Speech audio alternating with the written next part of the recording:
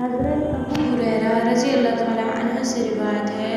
رسول اللہ صلی اللہ علیہ وآلہ وسلم نے فرمایا، جس نے میری اطاعت کی اس نے اللہ کی اطاعت کی، اور جس نے میری نافرمانی کی اس نے اللہ کی نافرمانی کی۔ حضرت ابو ہریرہ رضی اللہ تعالیٰ عنہ سے روایت ہے،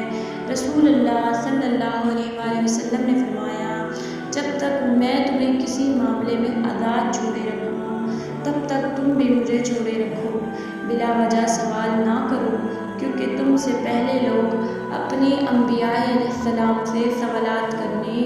اور پھر ان کے احکام کی مخالفت کرنے کی وجہ سے ہی ہلاک ہوئے۔ لہٰذا جب میں تمہیں کسی کام کا حکم دوں تو حسب ہمت اس کی تعمیل کرو، اور جب کسی کام سے منع کر دوں تو اس سے رک جاؤ۔ ہمارے چینل کو سبسکرائب کیجیے، لائک کیجیے، شیئر کیجیے۔